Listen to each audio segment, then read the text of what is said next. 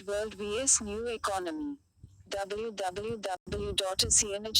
Old World vs New Economy. There is more than a touch of the Old World versus the New in the battle between the European Union and a quintessentially American company, Google, one of the runaway leaders of the new economy.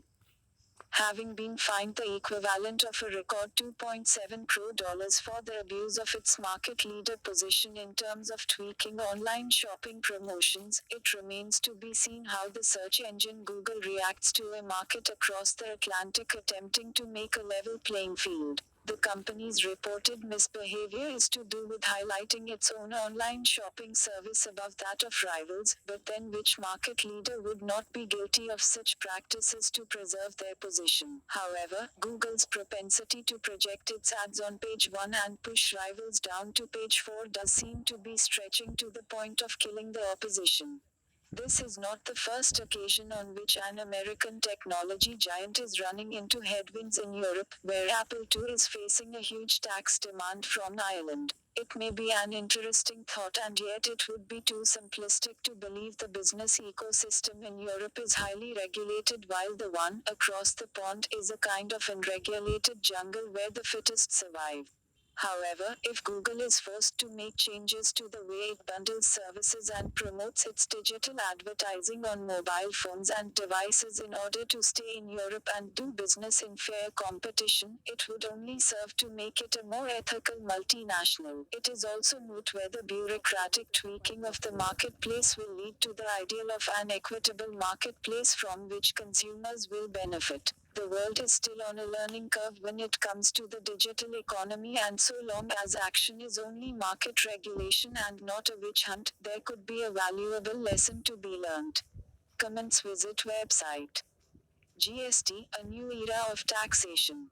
www.cnh.cust, a new era of taxation. India's midnight tryst with the goods and services tax (GST) opens a brand new era of taxation. The multiple taxes, like sales tax, octroi, central excise, additional excise duty, service tax, VAT and entertainment tax, etc., will be thrown in the dustbin of history.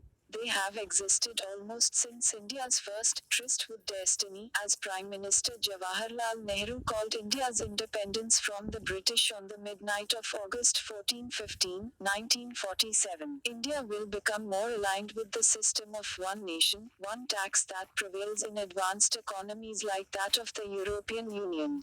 There is some skepticism about the one nation, one tax that will unify India's two Arab dollars economy and 1.3 billion people in 29 states and 6 union territories, as there are 4 slabs of taxes. This has to be so, considering the vast disparity in the earnings of different sections of the population.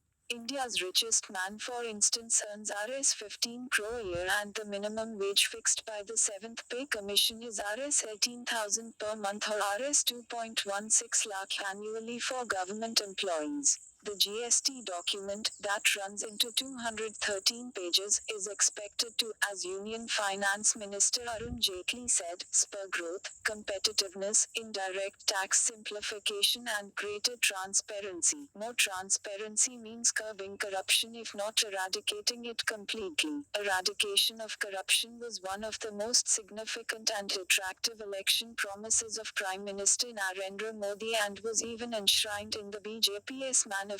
However, this virtuous intent is as suspect as real estate and alcohol, that are two of the most lucrative black money generators, have been left out of the GST net. Perhaps the government will reconsider this, especially since it is said that many bureaucrats and politicians have their unaccounted money invested in the real estate sector and therefore could have had a vested interest while architecturing the contours of GST.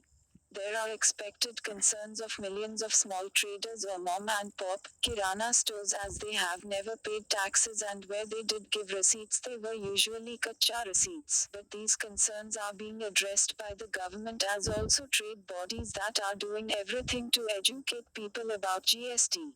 There are also several anomalies, like in the case of sports goods that have rubber content and are both taxed differently, or the case of exporters who say that if the tax on imported raw materials is to be refunded, then why tax them in the first place? Perhaps the government could look into these and make the necessary changes if concerns are genuine. Barring these few niggling factors, the new era has to be welcomed as it certainly is one of the most significant reforms since independence, or at least since the economy was liberalized in the early 90s. But perhaps the thoughts uppermost on the taxpayer's mind on the midnight of June 30th will be on Mr. Jatli's position that as more people are brought into the tax net, the burden of taxes on the tax-paying citizens will be reduced. Many tax-free. Cheers to this. Comments. Visit website.